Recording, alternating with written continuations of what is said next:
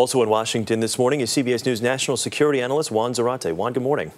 Good morning, Chris. So this is the first audio tape that's been released since special forces took down bin Laden. Why would al-Qaeda release this now, do you think?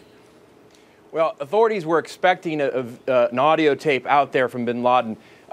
Bin Laden hadn't spoken about the Arab Spring, a critical event in the region. We had already heard from Ayman al-Zawahiri, al-Qaeda's #2, about 5 times, but we hadn't heard from bin Laden. And so this is an important moment in history, an important moment for al-Qaeda, and they wanted his voice out there. It's interesting timing, though, Chris, in the context of the president's speech today on the Middle East, that al-Qaeda has put this out there as part of a messaging war. Well, let me ask you about that. Is it more than coincidence that this has happened?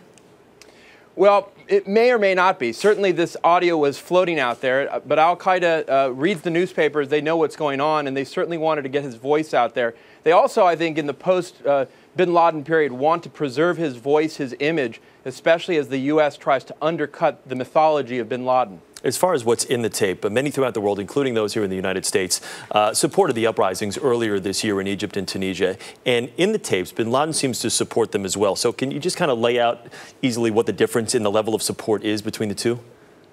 Well, what you have from al-Qaeda is a sense of some victory, some satisfaction that the autocrats, the leaders in places like Egypt and Tunisia, now Gaddafi, have fallen. This has been a goal for al-Qaeda for some time. And so in some ways, this is a victory.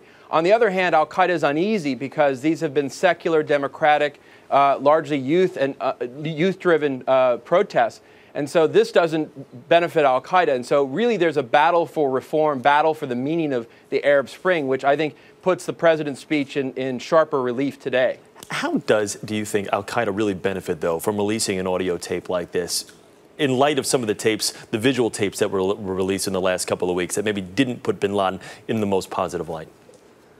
Well, I think what they're trying to do is to first of all, get bin Laden's voice out there. He has this message. It's important in the context for them of the Arab Spring. I think it's also important that they preserve his mythology, that they use his image, his voice to galvanize the global movement, to inspire further attacks, and also to try to keep the movement unified. And so I think this is part of that effort from al-Qaeda. All right, Juan Zarate for us in Washington this morning. Juan, thank you.